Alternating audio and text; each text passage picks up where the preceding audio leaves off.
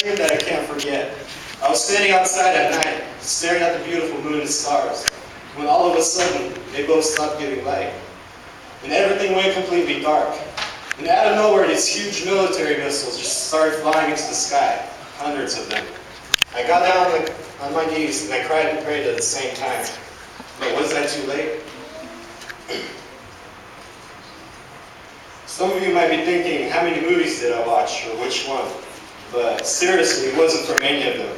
The dream felt so real of how everything looked and the emotions I went through, as if I was there and wasn't sleeping. After I woke up, I didn't think of it that much, but later, at work, this one Christian elderly guy asked me, have you read Matthew 24, where it talks about the earthquakes and how they're happening? I kept that chapter in mind, and later when I got home, I read it. And now I want to read it with you. Matthew 24, verse 1. And Jesus went out and departed from the temple, and his disciples came to him, for to shew him the buildings of the temple. And Jesus said unto them, see you not all these things? Verily I say unto you, there shall not be here left one stone upon another that shall not be thrown down. And as he sat upon the Mount of Olives, the disciples came unto him privately, saying, tell us, when shall these things be? And what shall be the sign of thy coming and of the end of the world? And Jesus answered and said unto them, take heed that no man deceive you. For many shall come in my name, saying, I am Christ, and shall deceive many. And you shall hear of wars and rumors of wars.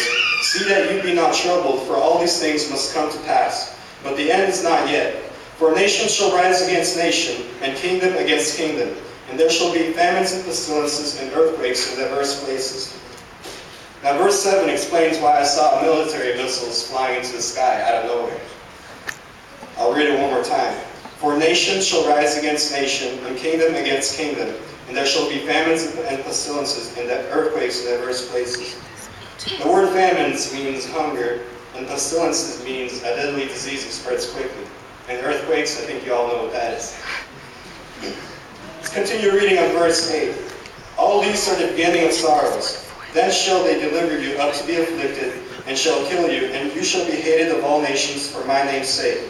And then shall many be offended, and shall betray one another, and shall hate one another. And many false prophets shall rise, and shall deceive many. And because iniquity shall abound, the love of many shall wax cold. But he that shall endure unto the end, the same shall be saved. And this gospel of the kingdom shall be preached in all the world for a witness unto all nations, and then shall the end come. When ye therefore shall see the abomination of desolation spoken of by Daniel the prophet, stand in the holy place. Whoso readeth, let him understand. Then let them which be in Judea flee into the mountains. Let him which is on the housetop not come down to take anything out of his house. Neither let him which is in the field return back to take his clothes. And woe unto them that are with child, and to them that give suck in those days. But pray you that your flight be not in the winter, neither on the Sabbath day. For then shall be great tribulation, such as was not since the beginning of the world to this time, no nor ever shall be. And except those days should be shortened, there should no flesh be saved. But for the elect's sake those days shall be shortened. Then if any man shall say unto you, Lo, here is Christ, or there, believe it not. For there shall arise false Christs and false prophets, and shall shew great signs and wonders, insomuch that if it were possible, they shall deceive the very elect. Behold, I have told you before. Wherefore, if they shall say unto you, Behold, he is in the desert, go not forth. Behold, he is in the secret chambers, believe it not. For as the lightning cometh out of the east, and shineth even unto the west, so shall also the coming of the Son of Man be. For wheresoever the carcase is, there will the eagles be gathered together. Immediately after the tribulation of those days shall the sun be darkened, and the moon shall not give her light, and the stars shall fall from heaven, and the powers of the heavens shall be shaken. Now verse 29 is when I realized that it wasn't a regular dream that I had. I'll read it one more time. Immediately after the tribulation of those days shall the sun be darkened, and the moon shall not give her light, and the stars shall fall from heaven, and the powers of the heavens shall be shaken. Let's continue reading on verse 30. And then shall appear the sign of the Son of Man in heaven, and then shall all the tribes of the earth mourn. And they shall see the Son of Man coming in the clouds of heaven with power and great glory. And he shall send his angels with a great sound of a trumpet, And they shall gather together his elect from the four winds, from one end of the heaven to the other. Now learn the parable of the fig tree. When his branch is yet tender and put forth leaves, you know that summer is there. So likewise, when you shall see all these things, know that it is near, even at the doors. Verily I say unto you, this generation shall not pass till all these things be fulfilled. Heaven and earth shall pass away, but my words shall not pass away. But of that day and hour knoweth no man, no, not the angels of heaven, but my Father only. But as the days of Noah were, so shall also the coming of the Son of Man be. For as in the days that were before the flood, they were eating and drinking, marrying and giving in marriage, until the day that Noah entered into the ark, and knew not until the flood came, and took them all away. So shall also the coming of the Son of Man be.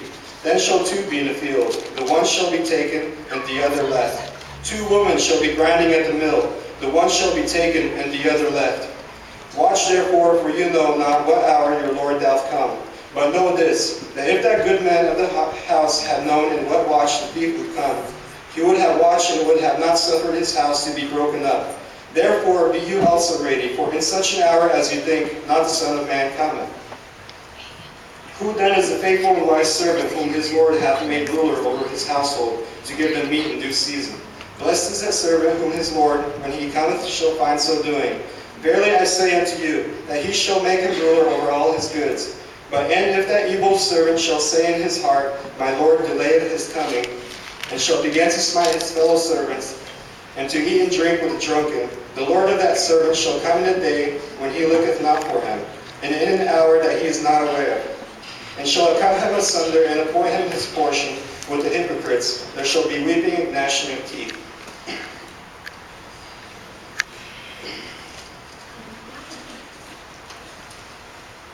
What I just read is saying that if you hear or think that the Lord will come at a later time, and think you can still get away with living a sinful life now, then he will come at a time that you weren't expecting, then it will be too late.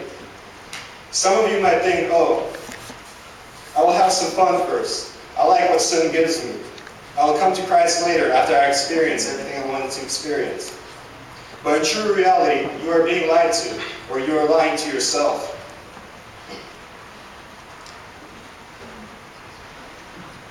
We don't know what the future has for us. We don't know what and when something might happen to us. And God doesn't always give people chances for those who turn their backs from Him. I want to read an example from the next chapter, Matthew 25, verses 1 through 13. Then shall the kingdom of heaven be likened unto 10 virgins, which took their lamps and went forth to meet the bridegroom. And 5 of them were wise, and 5 were foolish. They that were foolish took their lamps, and took no oil with them. But the wise took oil in their vessels with their lamps. While the bridegroom tarried, they all slumbered and slept. And at midnight there was a cry made, Behold, the bridegroom cometh. Go ye out to meet him. Then all those virgins arose and trimmed their lamps. And the foolish said unto the wise, Give us of your oil, for our lamps are gone out. But the wise answered, saying, Not so, lest there be not enough for us and you. But go you rather to them that sell, and buy for yourselves. And while they went to buy, the bridegroom came, and they that were ready went in with him to the marriage, and the door was shut. Afterward came also the other virgins, saying, Lord, Lord, open to us. But he answered and said, Verily I say unto you, I know you not. Watch therefore, for you know neither the day nor the hour whereon the Son of Man cometh. To conclude everything, I want to say that we don't know what the future has for us, but we can prepare for it. We can prepare by knowing that we ask God to forgive us, and that we believe that Jesus died for our sins so we can be forgiven. And when you ask God to forgive you, you can't go back to your bad past again. Being sin-free is not a one-time job. You don't wash your clothing just once and wear it all the time. Well, at least not in America. It's a constant spiritual battle for us. When you ask God to forgive you, you have to be reborn and start a new sin-free life. And read the Bible and pray to God to improve yourself and the people you affect around you, so you can be one step closer to God.